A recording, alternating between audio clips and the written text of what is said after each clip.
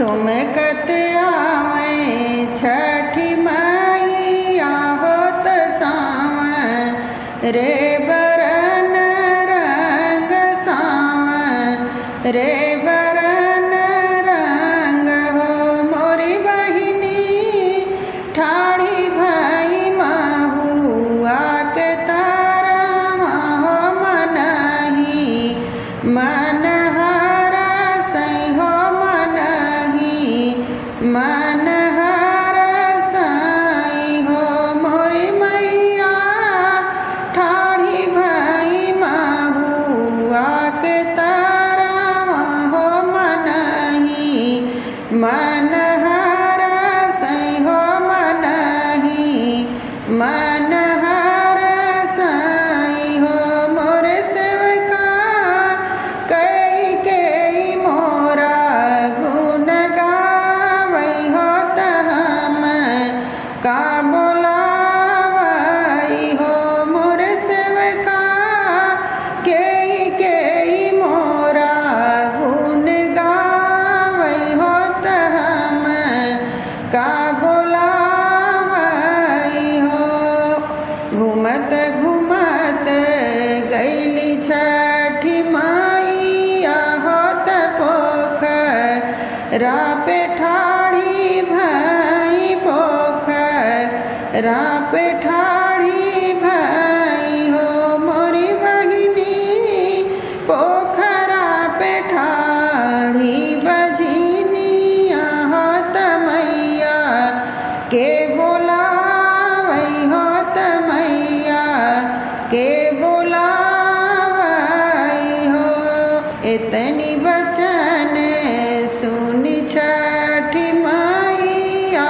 होत बेटी के बोलावई होत बेटी के समझावई हो मोरी बेटी पूरा जन्म के करम होरिल नाही पाई बूहो बबूल नाही पाई बेहो मोरी बेटी पूरा जन्म के करम होरिल नाही पाई बूहो बबूल नाही पाई बेहो रोई रोई बोलई बजनिया हो सुनहु मोरी मैया हो सुनहु छठी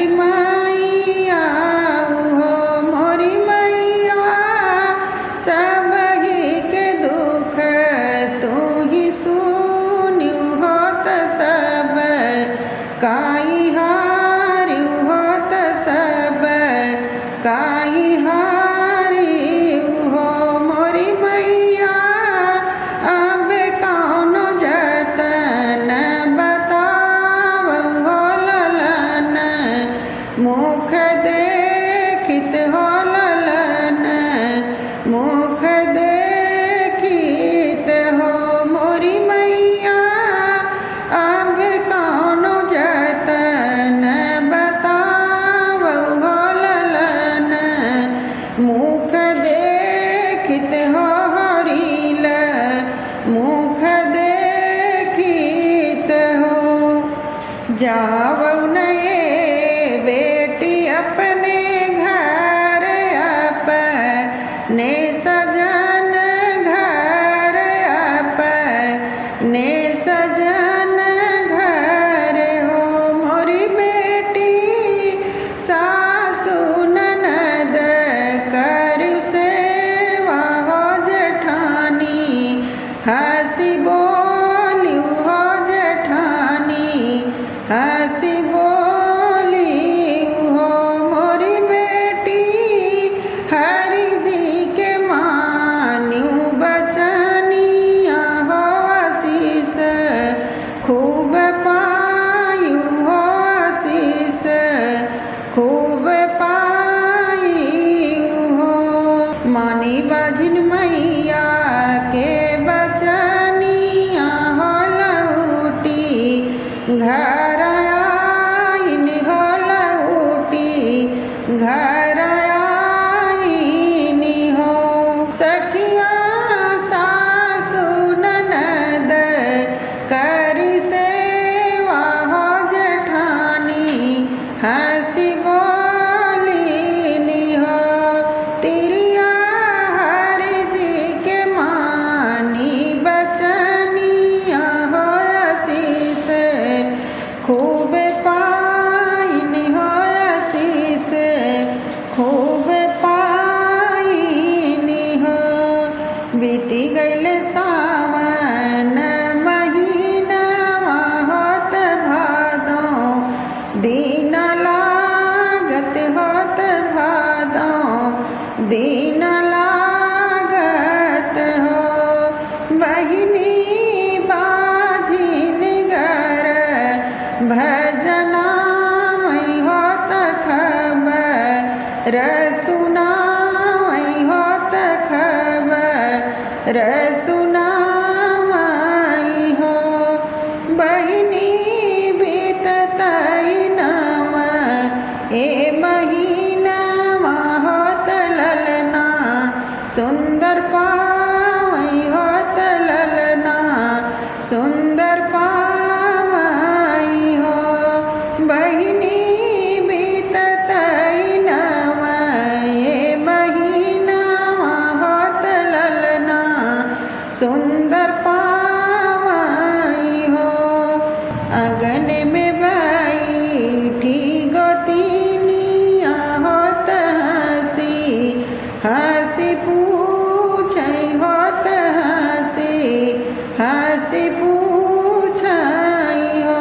मोरी बहिनी कैसे कैसे मैया के मनायु हो ललन सुख पायु हो ललन सुख पायु हो। मोरी बहिनी कैसे कैसे मैया के मनायु हो ललन सुख पायु हो ललन सुख पायु हो। सासु ननद कर सेवा हो जेठानी हंसी बोलनी हो जेठानी हंसी बोलनी हो।